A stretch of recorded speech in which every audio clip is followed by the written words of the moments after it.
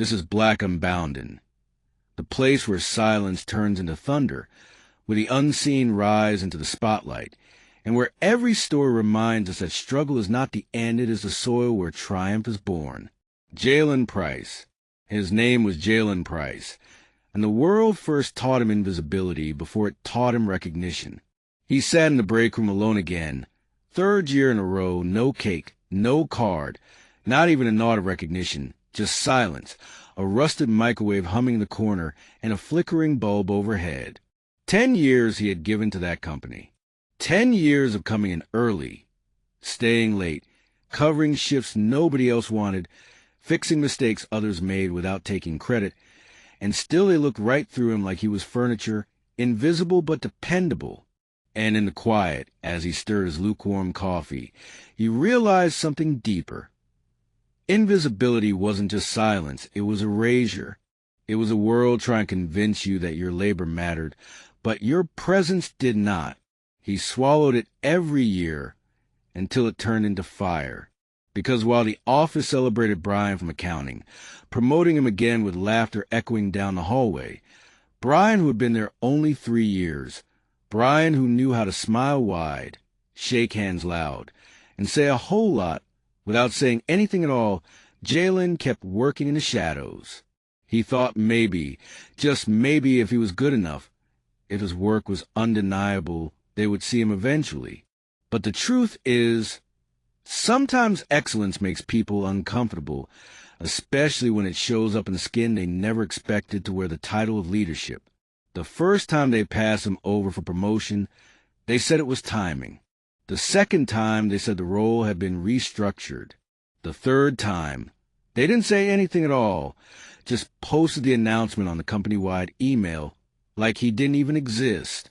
His co-workers whispered behind closed doors, called him overqualified but not a culture fit, told him he was too quiet, too intense, too focused. But what they really meant was he didn't play their game. He didn't laugh at their off-color jokes, didn't join the after-hours drinks where the real deals were whispered in smoke and bourbon, didn't make himself small for their comfort. And so when Jalen finally asked HR why he kept getting overlooked, their response came laced in corporate sugar. He needed to improve his visibility, as if his results weren't already loud enough, as if his record-breaking quarterly numbers, his innovations, his relentless work ethic weren't screaming clear as day. They wanted him to entertain. He wanted to build. And that night, Jalen went home, laid in the dark staring at the ceiling, and whispered to himself a vow that would shape his destiny. He was done waiting for doors to open. He would stop trying to be picked. He would build his own table, and he would make sure nobody after him ever had to beg for a seat. Jalen started small. A dusty corner in his apartment became headquarters. A beat-up laptop became his first office desk. He launched a consulting firm, not with wealth or connections, but with hunger, offering operational strategies to small businesses who couldn't afford the big firms. At first, silence. Months passed with little traction. Nights turned into mornings. The glow of his screen, the only companion. He stayed up learning the things the office never taught him: marketing, capital structure, compliance, leadership development. He devoured lectures while eating takeout, scribbled proposals on his phone during lunch breaks, rewrote them at midnight, and sent them with trembling hands.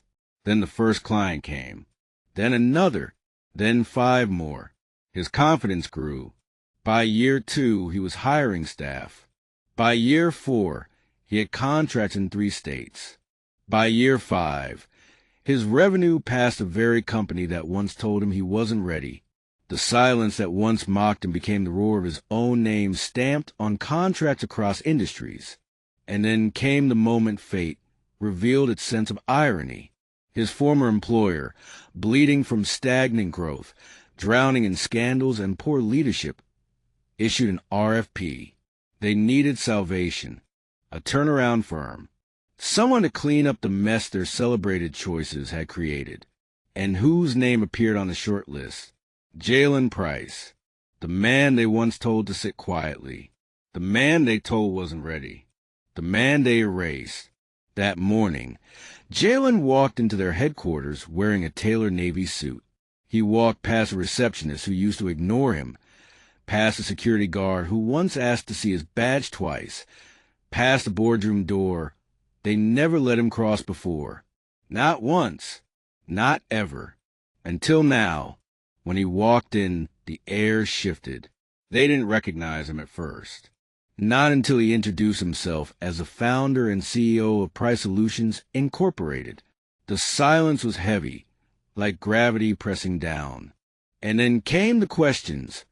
Fake smiles, polite tones, veiled condescension. They asked if his firm had the capacity, the credibility, the endurance. He let them talk. He let them underestimate. And then, with steady hands, he pulled out the analytics. He showed them the systems he had built, the companies he had transformed, the undeniable numbers. Suddenly their posture changed. Smirks straightened. Pens began to scribble. Heads nodded, because now they needed him. He no longer needed them. The contract was signed. His firm officially took over the restructuring process. And this is where the world expected revenge.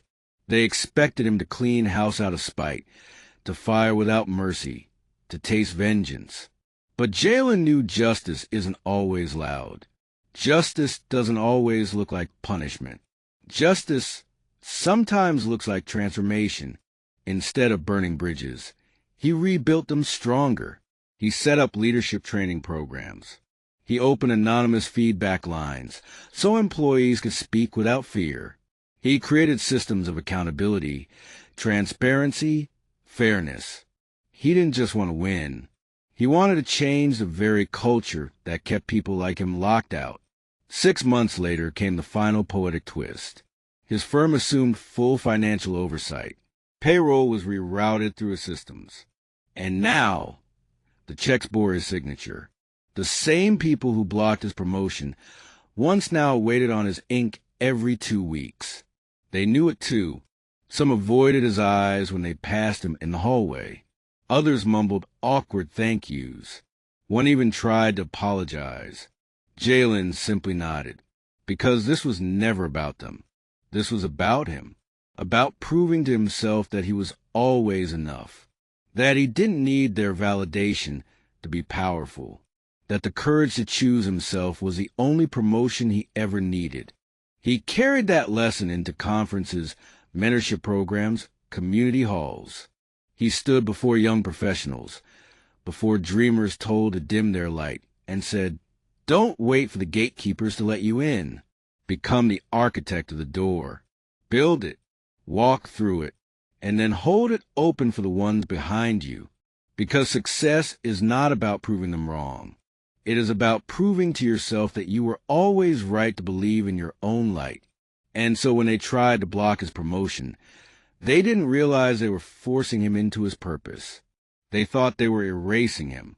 But in truth, they were shaping him. They thought they were denying his seat. But in truth, they were training him to build his own table.